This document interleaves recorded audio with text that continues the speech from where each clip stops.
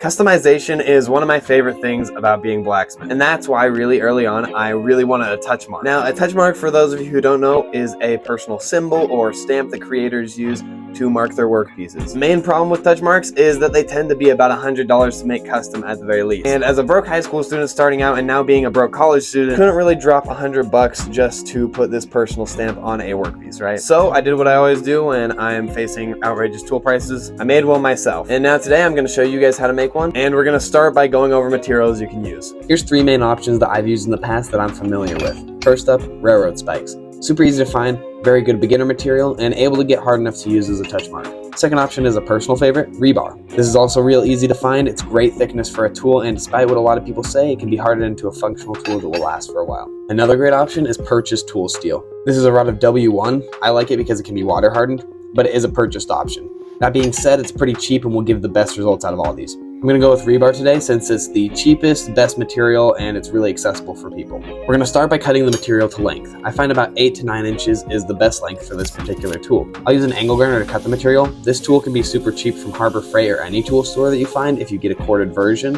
and overall it's a great tool to have in the shop. Don't forget to use eye and ear protection though. Now that it's cut to length, it's time for a little design work. My personal touch mark, the T that you've seen on all my projects, took me a few brainstorming sessions to get right, even though it's simple. For beginner's sake, I would say go with a simple shape or concept for your first touch mark. I'll be making a stamp that's just a simplistic mountain design for today's video since I love hiking and running and stuff. And remember, if you are going to make a design, it needs to be mirrored when you make it into the touch mark, so when you input the touch mark, the letter or shape faces the right way. I'll show an example of this once we're done, but the point is to remember to mirror the design. I did this by drawing the touch mark design that I want and then just flipping it over and tracing it. Super easy way to mirror the design. If you have a design that's symmetrical, for example my personal touch mark, you don't have to worry about mirroring it at all. Now, using that freshly drawn up design, trace it onto your tool material on the side that you want the stamp to be on. Anything that you trace is going to be what you keep. This can be super simple, it doesn't have to be super detailed at all. Just give yourself an idea of what you're looking for and something to use as a guideline. I then like to move over to my belt sander to do some stock removal in the areas that are just blank space. So basically I'm grinding down the empty space to the best of my ability. I'm going to start forming up those mountain sides and get rid of the junk underneath the triangles that's not going to be used. Now, once you've got the rough shape formed out on the belt sander, it's time to move over to the needle files. If you don't have some of these in your shop already, I would highly recommend them. These Pittsburgh tool ones that I got were literally $3 and they work super good. These tools are great for getting detail work done and are just a good product overall. To get the triangular shape on the inside of these mountains, I'll be using the square needle file and the triangular needle file. These two files are the best in the set for getting sharp edges on inner pieces in my experience. As you can see, it takes a bit of time and patience to get this done, but just work slow and it'll work out great. The first time I did this, I actually had to redo it about 5 times, so it's a miracle I got this one done today on the first try. That just goes to show you the value of practice and learning. Point is, take your time and try your best. To finish up some of these slants and make sure I've got straight edges, I'll use a small flat file on the set. And once you feel like you're done with shape up, you can test it by hitting the touch mark into a piece of scrap wood. That should give you a decent idea of what the mark will look like on a project. I forgot to film me doing that, but it's a really great way to test it out before you harden. So once you're happy with the stamp face of the touch mark, it's time to harden it. I like to give it a thermocycle as well, just heating it up to critical temperature and letting it fully cool. This helps the grain structure of the tool. And now time for the quench. If you're using rebar like me, look for a nice cherry red to dull orange color.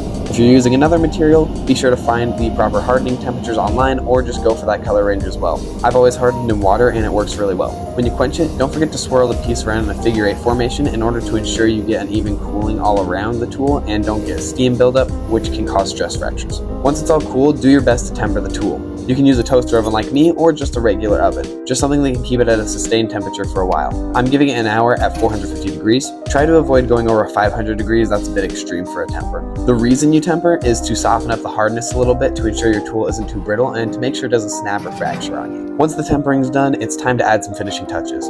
Polish off the stamp face slightly, but be sure not to overdo it. If you do overgrind and take off too much material, you can ruin the design that you worked hard to make.